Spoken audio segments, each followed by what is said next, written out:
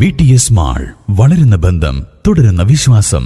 Opposite bus stand, Manjeri road, Pandikkad. Life ഭവന പദ്ധതിയുടെ ഭാഗമായി മെലാറ്റൂർ പുല്ലിക്കുത്ത് നിർമ്മിക്കുന്ന ഭവന സമുച്ചയത്തിന് പേരിട്ടു. ഭവന സമുച്ചയത്തിലേക്കുള്ള റോഡിന്റെ ഉദ്ഘാടനവും ചടങ്ങിൽ നടന്നു. ഗ്രാമപഞ്ചായത്ത് പ്രസിഡന്റ് KT മുഹമ്മദ് ഇക്ബാൽ ചടങ്ങ് ഉദ്ഘാടനം ചെയ്തു.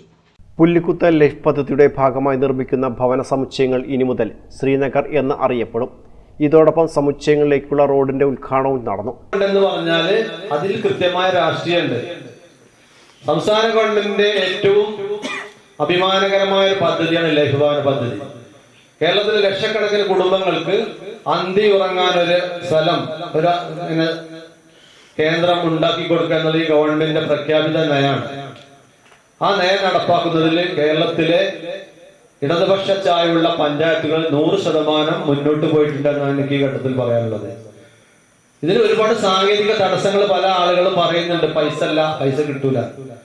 ഇതിന് സർക്കാർ നമുക്ക് 2,20,000 രൂപ ഹഡ്കോ ലോൺ എടുക്കാൻ അനുമതി തന്നിട്ടുണ്ട്. അത് പഞ്ചായത്തിന്റെ ഒരു ബാധ്യത ഒന്നല്ല. പിന്നെ നമ്മുടെ പ്ലാൻ ഫണ്ട് ഉണ്ട്. പഞ്ചായത്തിൽ തരുന്ന ഫണ്ടിൽ നിന്ന് 40,000 രൂപ, പിന്നെ നമ്മുടെ സ്റ്റേറ്റിന്റെ 1,00,000 രൂപ, പിന്നെ ബ്ലോക്കിന്റെയും ജില്ലാ പഞ്ചായത്തിന്റെയും 20,000 രൂപ, അങ്ങനെ 4,00,000 രൂപ നമുക്ക് തരും. പിന്നെ നമുക്കറിയാം, തൊഴിലുറപ്പുമായി ബന്ധപ്പെട്ട് 90 ദിവസത്തെ നിങ്ങളുടെ കൂലിയും കിട്ടും. അങ്ങനെ മേലാറ്റൂർ പഞ്ചായത്തിൽ അപേക്ഷിച്ച മുഴുവൻ ആളുകളും അർഹതപ്പെട്ടവർക്ക് വീട് കിട്ടൂല എന്ന് നമുക്ക് അങ്ങനെ പറയാം.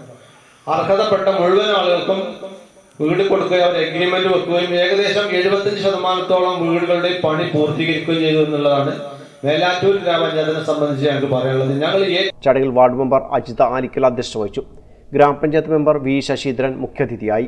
ഗ്രാമപഞ്ചായത്ത് ആസൂത്രണ സമിതി അംഗം KK Siddiqa, T Vanaja, G Venugopal, T Viswanathan തുടങ്ങിയവർ പ്രസംഗിച്ചു. News bureau, Melattur.